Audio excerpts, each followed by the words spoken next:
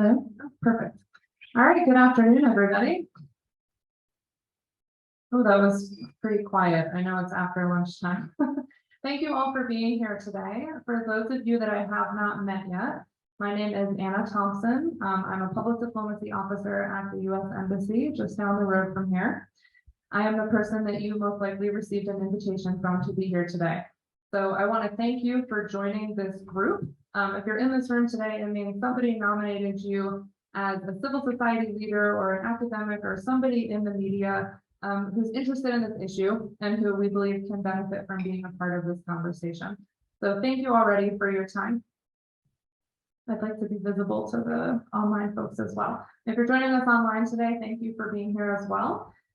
To give you an idea of what will happen today, we have about an hour to spend with our expert panelists. So during that time, the conversation will be between them covering a series of questions about misinformation and disinformation related to the war in Ukraine and the larger landscape in Uganda as well.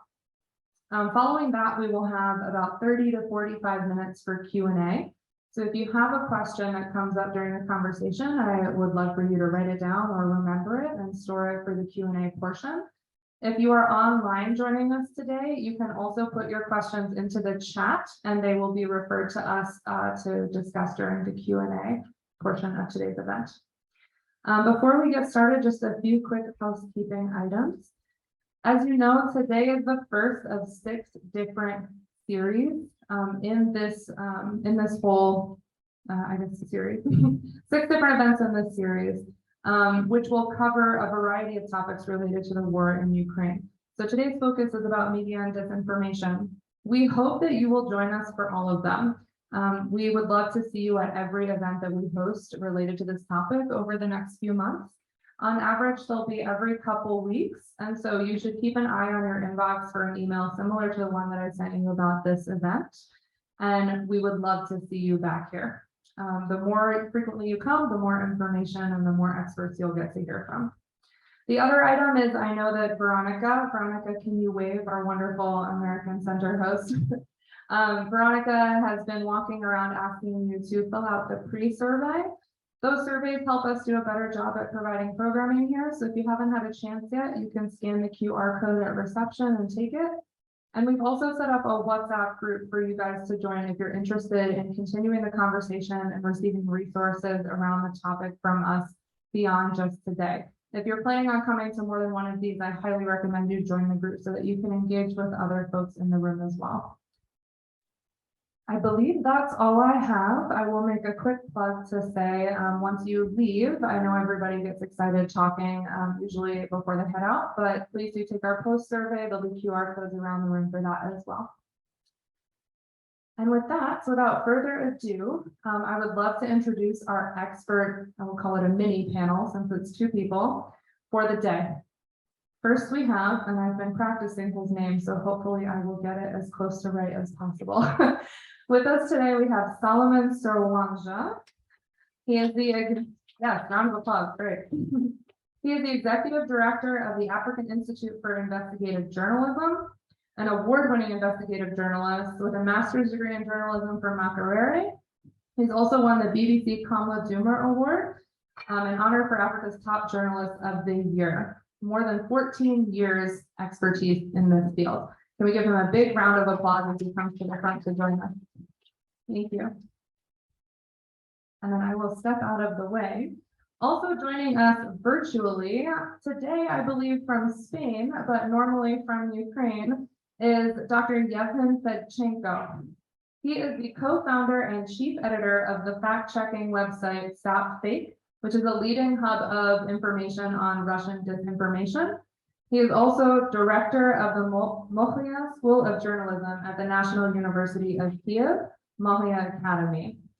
He advises regularly on issues related to disinformation and tackling disinformation, especially related to the current war in Ukraine. Can we give him a round of applause so that he can hear from him? All right, thank you. With that, I will turn it over to Solomon to kick us off and get the conversation started. Thank you very much. Once again, thank you all for joining us for these conversations today. And we're really happy to host you, Prof, Perhaps people didn't know that you're Professor.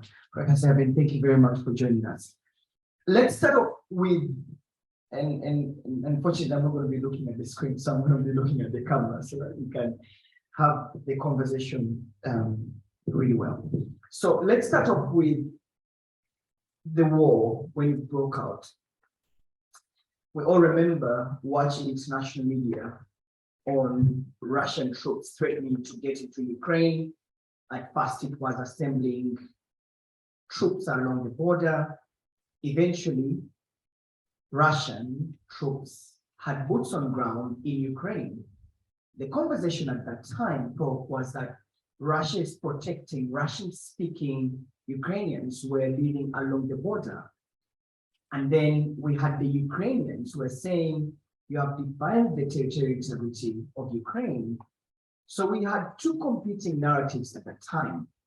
A sovereign country attacked and a country that was looking or sending messages of protecting Russian-speaking Ukrainians who, according to Russia, were tortured and persecuted by the regime against such acts. In fact, Russia said there were gross human rights violations that were committed by the Ukrainian government against the Russian people.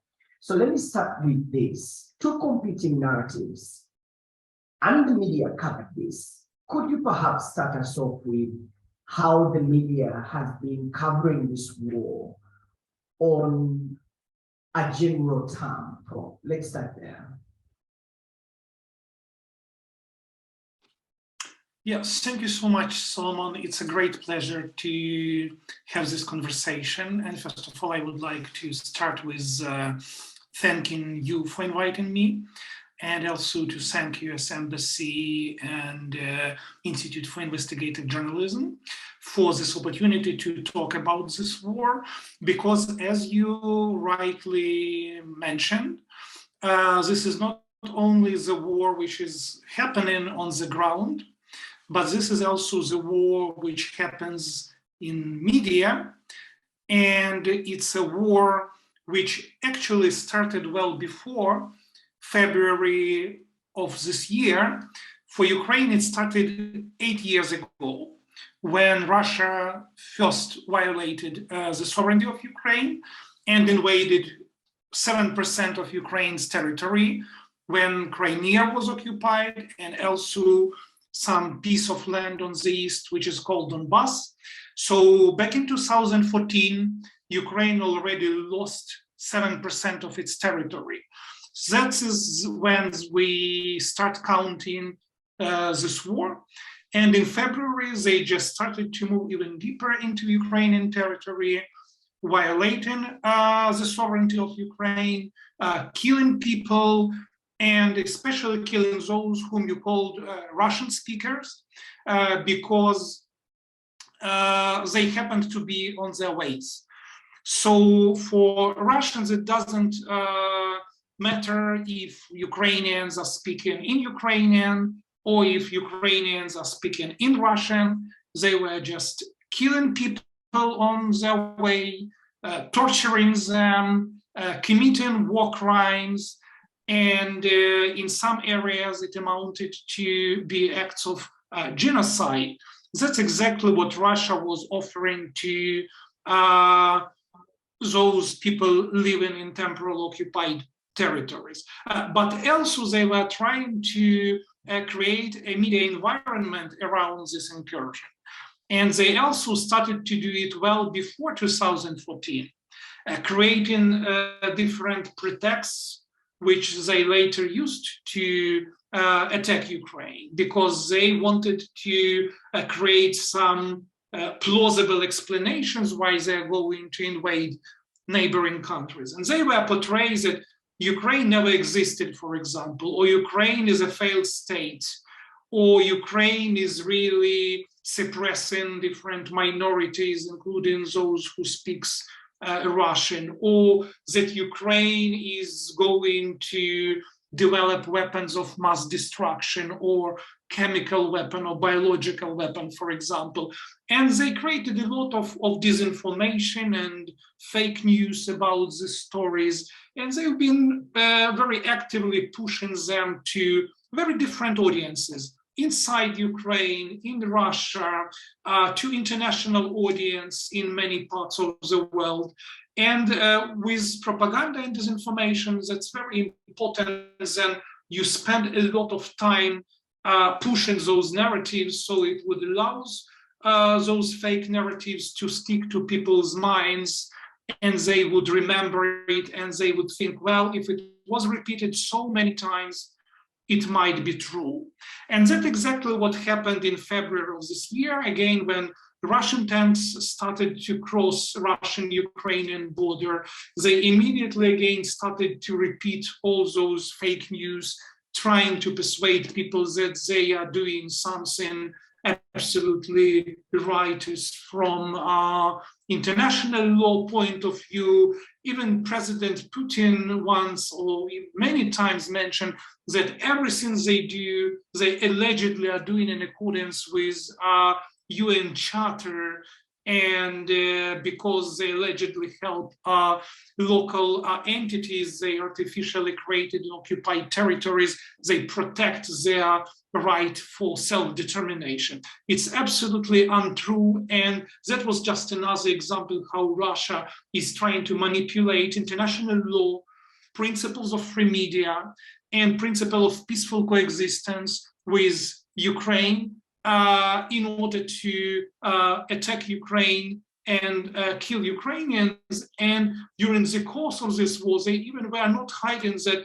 the real reason for this war was not all those things they've been permanently mentioning, but they really want to make Ukrainians to forget their identity, to forget their language, to forget their history, and just become another Russians, as they consider us to be before Ukraine became regained its independence back in 1991. So basically, it was a restoration of Ukraine's independence, and now they want us to get back to the Russian Empire.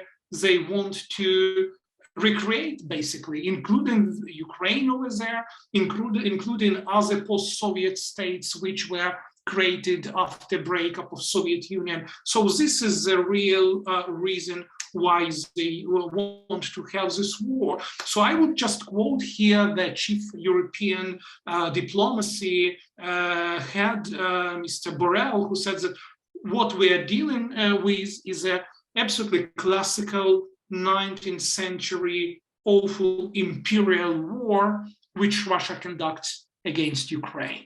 And of course, again, they've been manipulating media in a way to try to influence people's minds, to have a very different perception of this and calling things in a very different way compared to what they really are. On one hand, we had a lot of coverage of Ukraine and Russia's war against Ukraine in media. But on another hand, not all that coverage was real news, not was a real coverage of what is happening on the ground, but in many cases, especially if it was coming from Russian media, it was more about propaganda and disinformation rather than real news. And the thing with speaking about propaganda, misinformation, and disinformation is actually to make the public to doubt the facts and the truth. Because once the public starts questioning facts, then you lead them in a certain narrative that you want them to believe. And I think that is why many people use this misinformation, disinformation, fake news as a strategy, especially during war. But let's go back to the issue that you had earlier mentioned. Many of us out of Ukraine and Russia were being fed by international media about what was going on in there. And the conversation shifted from the war or Russia's invasion of Ukraine to actually Russia against the Americans and against Europe. And Russia was selling that agenda. We saw Putin on international media threatening NATO, saying that Ukraine shouldn't join NATO. We saw Russians saying that if the international community ever intervenes in this, the guns will look east. they will attack, any consequences, Europe and Americans will face. So the conversation, turned from Russia invading a sovereign state to Russia against NATO and against Americans. And therefore, some of us here were debating NATO and Europe versus Russia, how Russia is put, chest thumping against, the rest of the world. And we lost the story of thousands of people who were killed in the war. And Russia managed to sell this to the international community. Your thoughts? Yeah, exactly. So you're absolutely right. What they want to create is a fog of disinformation around this war. And if at the first stage of incursions they've been building those pretexts to attack, then the second part of their campaign was not only to say what or explain what they are going to do and why they are doing that, but they really wanted to shift this conversation to blaming Ukraine and blaming the West and saying that it's not actually Russia is, otherwise they would immediately win, but they are fighting against the whole West, against United States, against NATO. And that's a point which they promote very actively. And especially the argument about NATO, which you mentioned. And here is very kind of simple explanation, because Ukraine said many, many times, and NATO, by the way, said that many times, that now it's not a time for Ukraine to join NATO. So Ukraine is not joining NATO. And on the other hand, for example, we've seen this as a result of Russia's attacks against Ukraine. Two countries very close to Russia, Finland and Sweden, actually said that they are joining NATO. And that would create a huge problem for Russia from geopolitical point of view. But Russia said, well, NATO is not a problem for us. So that's just one of the examples when they promote and saying that, yeah, NATO expansion and probable Ukraine's inclusion in NATO is the biggest problem. That's why we need to attack Ukraine. On another hand, they say, okay, Finland and Sweden joining NATO is absolutely not a problem for us. So that's just one of the examples of these double standards they are using. And also they want to disguise their war and aggression with some good reasons, like they are protecting the international order. And recently, one of Russian top diplomats published an article to African community and saying, look, what the West is doing, they're just ruining the world order without explaining what the rules of the games are, but that exactly the opposite, because those rules of the world are ruined by Russia, because they are actually they started the biggest war in Europe since World War II, and they ruined the world order system. And that's Russia, which is actually abolishing all the rules which the international system was based on. So that's, we see how they try to flip-flop on important issues like international law and international diplomacy, and try to use those instruments against international community. And we see, for example, how many countries are supporting Ukraine at the United Nations, for example, and how few countries are siding with Russia, because it's obvious for everyone. So we can say that Russian disinformation, which they were aiming at international community, failed, because most countries of the world do not want to side with Russia or support any Russian movements, because they understand how awful this is for the whole international system. Yeah, and I think that we saw that clearly at the United Nations when countries were asked to vote against Russia's invasion of Ukraine. We saw that clearly. Countries like Uganda, the country that I come from, actually abstained from voting against the war. And just a couple of months down the road, we saw Russia's Foreign Affairs Minister Lavrov come to visit the country. And clearly after he visited Uganda, the president and him had a press conference where he said, you know, the world cannot tell us who our enemies are. We choose our enemies. And you could see, and I had an opportunity of having an interview with Uganda's Foreign Affairs Minister, the Honorable Kerry about this issue on Uganda's position on the Russia-Ukraine war. You would see clearly that the Honorable Riem was driving the conversation towards the Americans. And, you know, the aggressions, he says the Americans committed a lot of aggressions, NATO has committed aggressions. So, you know, so it seemed to be about the war, you know, in Ukraine and thousands of people dying, and how Uganda should be concerned about the atrocities that are being done in Ukraine. It then became, you know, the Americans and the West and, you know, against Russia. And like you said, Russia managed to sell this agenda to the international community, and indeed some countries fell prey on that.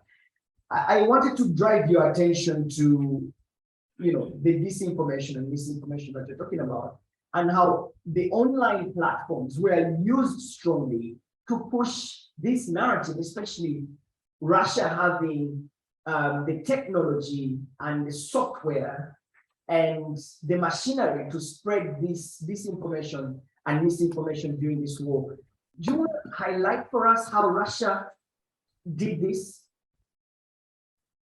The role of social media is huge because that quickly internationalize any conflict happening today in the world.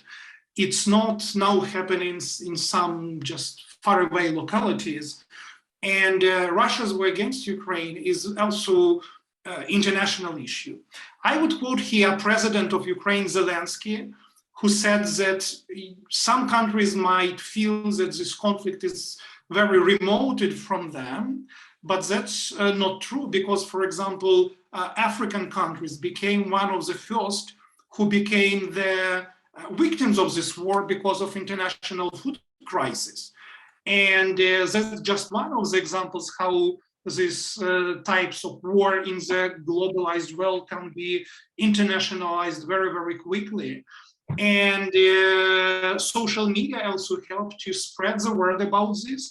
And also, as many other things, social media can make good things and bad things because, for example, we've also seen how Russia was trying to weaponize social media, especially those social media platforms which have Russian origin, like Telegram and Wiki. They are fully weaponized by Russian government. They use it to distribute disinformation. They use it to do data harvesting about people who are using those platforms. They collect data, and even, for example, they penalized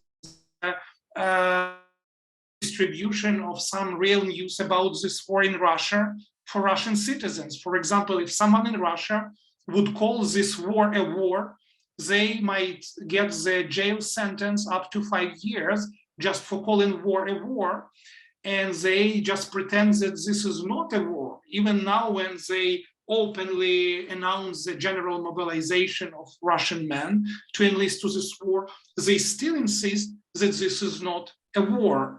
So that was happening, but in the Russian segment of social media.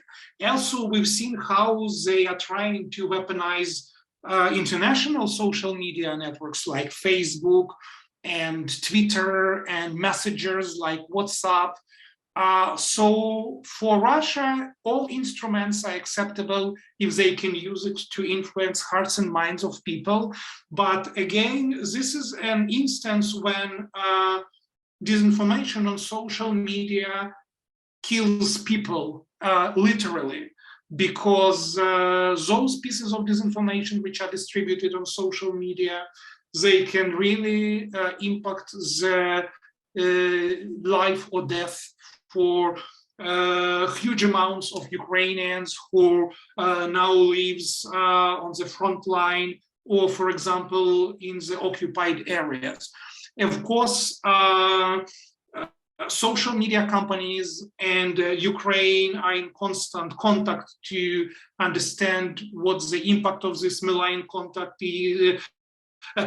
is and how it can be limited, how it can be flagged for users.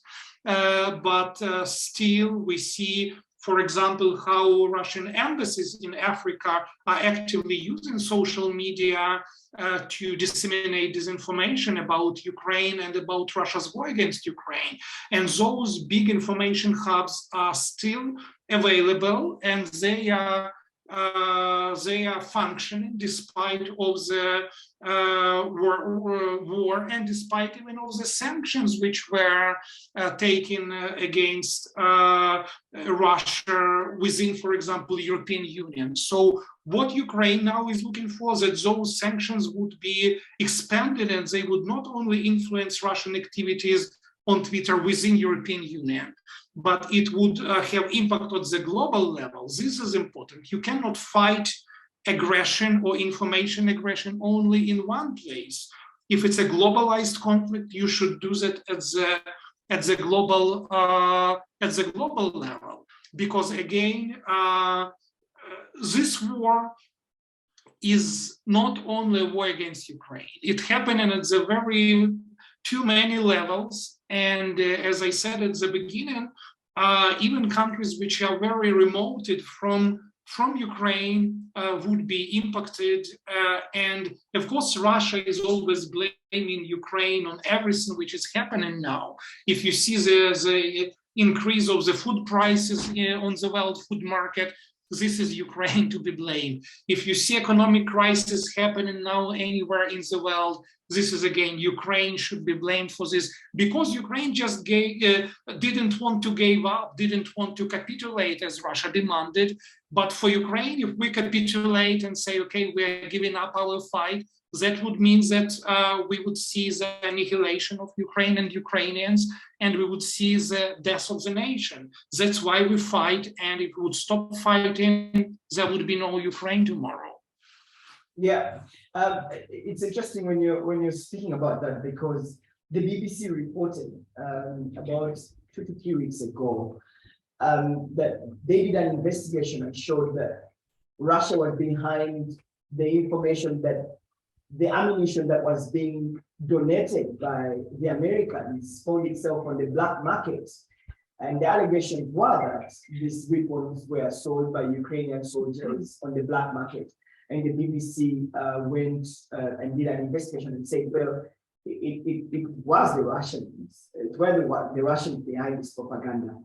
And this may be working to a certain extent, because I'll read a tweet from the Ugandan forces here, and I'm speaking about the commander of the land forces, General Muhoozi Kainerugaba, who recently put out a tweet and said, President Putin does not have to threaten nuclear war.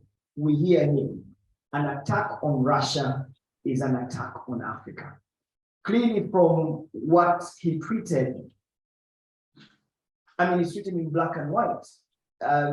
He's already supporting Russia as a commander of the land forces, as a prominent figure within the national army here in Uganda. And that speaks loud about, I don't know if his position should be taken like that of the national army, but maybe he's treating as himself. Now, for a general within the Ugandan national army, the leader of the land forces making this statement is testimony enough that the Russian narrative has been sold to top generals across the continent. And I just wanted to say that so that you know, because it seems to be working. I am having this conversation because we need to link it back home to what's happening. But let's go back to the latest developments in Russia. We know that there's an ongoing referendum, and Russia has painted it as an authentic referendum that the people who are living in the captured areas choose to either join Russia or stay within Ukraine. Of course, I know that the international community has considered it a sham, but we already know the results from that. So, and that is a narrative that Russia is putting before us. And I know that there's a growing resistance towards that referendum. Is it one of the weapons that it wants to portray a legitimate process of the block away of that section of Ukraine to join Russia? And yet indeed, the people have not openly come out to make a statement in a transparent manner. Yeah, that's a great question. I would just go one step back to the first part of your question about the Western weapon, because that narrative became actually huge for Russia, because they want to portray Ukraine as a kind of big hole where all the Western aid, military aid, including military aid, is disappearing to the some markets in Africa and Middle East. So they want to build the distrust actually in Ukraine among our international partners, included in the United States, in the European Union, and all those attempts to create this narrative that all the weapon is disappearing somewhere, it's unaccounted, nobody knows where it ended up, was proved to be not true, because we, at the organization which I am leading, Stop Fake, we did our own investigation. And you mentioned the BBC investigation, which was also using Stop Fake investigation as well, that actually all those stories about selling of Western weapon by Ukrainians appeared to be fake news, but for Russia, that's very, very important to create this impression that something opaque and something very unclear is happening in Ukraine, to sow doubts about the real scenes in Ukraine. So they really want to sow doubts about Ukraine. As soon as they cannot push any pro-Russian narratives, now they want to push anti-Ukrainian narratives everywhere, to sow doubts and to make sure that people start not believing anything they hear, because from every direction they see very news which are very, very confronting each other, and that's create a lot of uncertainty about certain issues. And from our point of view as fact checkers, that's important to correct those stories, to correct narratives. I said, no, all the weapons which our international allies and partners are supplying to Ukraine, they are absolutely effectively used. They are accounted for. They successfully kill as many Russians as possible, and nobody is selling it anywhere. And that's important point. Another important issue is with referendums you also mentioned. So these are sham referendums, and this is just another attempt of Russia to use the instruments of international law to promote their own expansion and to create facts accompli around their land grabs in Ukraine. So if I mentioned back in 2014, they grabbed 7% of Ukrainian territory. In February of this year, they grabbed more than 20% already of Ukrainian territory. And what they want to create the self-proclaimed so-called people's republics over there, and pretend that this is something absolutely legal, and to make sure that they have a direct political and economic influence of those territories. And they also want to, would want probably to make them a part of Russia per se, as it happened in Crimea, to make sure then that if Ukraine would try to get those territories back, Ukraine would fight directly on the Russian or so-called Russian territory already. So this is absolutely sham referendums, which are not related to anything you can find in international law, because it's not about any kind of self-determination issue, because people who are living over there, they are Ukrainians, they speak Ukrainian or they speak Russian, but they are Ukrainians by their nationality and their ethnicity, and they're living under Russian occupation. And they've been beaten, tortured, they've been forcibly moved to Russia, including a lot of kids. And this is all about violation of the basic human rights. So it's not that people are willingly go to those referendums. I don't know if you've seen, there were a lot of videos when people were forced to vote under the shotguns, basically. So I've never seen any legal referendum where people either should vote over there or they might be killed if they would not vote, you know. And also people on the occupied territory said that they don't have other option rather than go and vote because actually military people were knocking their doors. They were coming from house to house and forcing people to vote. And if they would not vote, they would mark their door with the special signs of that. So this is bring us directly, for example, to genocide in Rwanda or any other places where people's houses and doors were marked, and then people were kind of fighting for their lives after that if they do not participate in those referendums. So that's basically all you need to know about how those so-called referenda were organized on those occupied territories. And of course, nobody recognizes the result of those referendums. Even the countries which are usually considered to Russia's allies, for example, Serbia said they are not going to recognize those results because for them it's also obvious that these referendums are absolutely sham referendums and scam referendums. Wow, interesting development there. I'm surprised to hear Serbia is not going to accept the results of that referendum. And picking it up from there, you know that the media is always used as a propaganda machinery to spread contradicting narratives, to show who is winning and who is losing. And I'm sure in this war, for us who are now monitoring the way the media has covered an election, it's so many things to pick up. And I'll get to that to ask you that as we conclude. I wanted to point you to the latest story. If any of us watched international news this morning or yesterday, we know that Russia has called on people in the reserve forces and all Russian men to come and join, and they're recruited into the main army to go and fight a war. And in the same manner, we have seen queues of many Russians crossing into Georgia, fleeing from that call and saying that their lives have been threatened.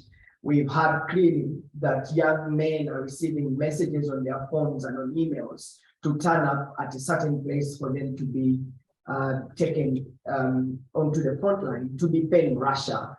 And this is one of the things that has been red flagged by the international community as Putin trying to sell the narrative of patriotism of Russians to defend their territory. What do you make of this? Mm-hmm. Yes, this is a great point, because this mobilization, which was proclaimed, announced in Russia, actually made already more than 260,000 people fled Russia. This is 2 times bigger than the initial Russian army which invaded Ukraine. So that gives you the idea. So it's 2 times more than army attacking Ukraine. So this is actually a mass exodus of Russians fleeing from Russia. They do not want to participate in this war, but there is one big difference. They are fleeing the country not because they are protesting against this war, which is absolutely unfair and aggressive against Ukraine, but they just don't want to go to Russian army and to die participating in this campaign. And this brings us to the idea of how mediated this war becomes. So that's again about the importance of media, because media in Russia was making this huge bubble of so-called patriotism, but actually of the killing aggressive imperialism, building it through the years and years. But when the incursion in February started, Russians didn't care about that because they already were living in this so-called patriotic bubble, and they absolutely loved the revival of Russian Empire. They loved to see how Ukrainians are killed and brought back to this big empire, and they didn't care about that. Almost nobody went to the streets to protest against this war.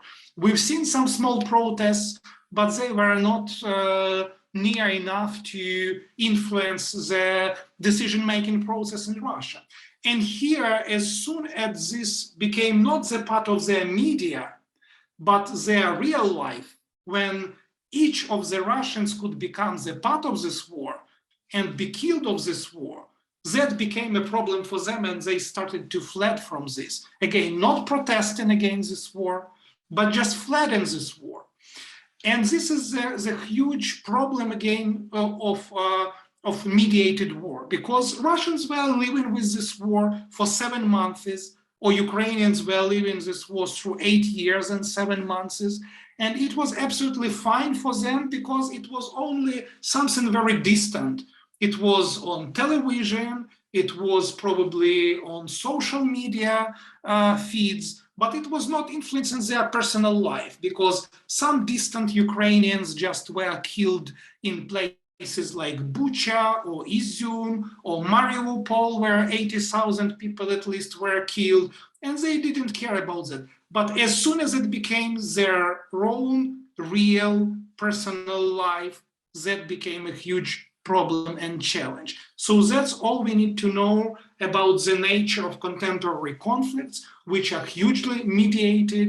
And again, I already mentioned once the genocide in Rwanda, and which was very much mediated as well. And the same thing is happening in Ukraine. This conflict, it was also created hugely through media, Russian media, which created all necessary pretexts and which built the consolidation and consensus inside Russian society to support or at least not protest against this war. I closely followed the situation in Bucha and in the part of Ukraine. And I know that the experts who are calling for investigations into war crimes committed by Russian forces in Ukraine, with the mass graves that we saw and hundreds of people massacred and killed in cold blood. We have silently heard people within Russia boasting of their ability and capacity in war, and therefore selling the narrative of Russia as a strong state, and therefore the world shouldn't come close to it. And Putin hasn't come out to strongly claim responsibility of this, and his silence means a lot, especially at the peak of the war. Your thoughts?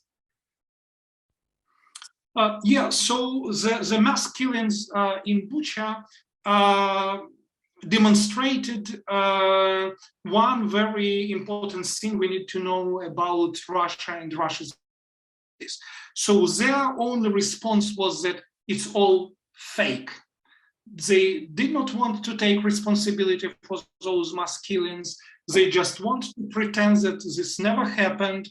And that was about official reaction coming from Russia. It's all just fake, created by Ukraine, created by the West, even though we had so many journalists, international prosecution teams, international NGOs been present on location, who confirmed that those mass killings happened, who helped to rebury actually those people after exhumation. It's hundreds and hundreds of people and families who were influenced by that, but they just want to rubber stamp it to be fake news. And they also, for example, sent different international experts on Russian television, like they had one French blogger who went from one Russian media to another saying, oh, I allegedly been to Bucha and I've seen with my own eyes that Ukraine just staged all that with international partners, you know. So that gives us the idea that the only thing we need at this point is to bring Russia to international justice. Because those war crimes, they are not, if they are not properly investigated, they would bring to more killings and bring more war crimes in the future. That's why for Ukraine, the stories like Bucha is not just another fake story, as Russia call it. It's a very painful pages of this war. And again, Ukraine wants those war crimes to be properly investigated, not just be labeled by some fakes, because that's real people who've been killed and their families want justice and not to be manipulated, to be another manipulation by Russian disinformation. And it happened some time ago, but we still see how Russian disinformation is still using this narrative about fake war crimes in many parts of the world, which means that there are people and audiences which are still susceptible to those views, and they really, and Russia really benefits from this environment of doubts and uncertainty which they've been creating for many, many years within international media system. It's sowing doubt, isn't it? Because that's what Russia is doing, questioning the facts on ground. Professor, even as we wrap it up, a lot has been said about this war. Frankly speaking, I am tired of hearing people killed every single day. And I don't know. I mean, I think the world is tired of seeing bloodshed. It's tired of seeing families broken. It's tired of seeing refugees leave Ukraine. We're just tired. Now, as the international community continues to push for more sanctions on Russia, and of course, the conversation of Putin saying they want to use nuclear warfare and all that, we frankly are tired of that. What do you see sanity return to Ukraine in the near future, and the guns to be silenced? I think there are kind of one response which can stop this war. It's unified efforts coming from international community.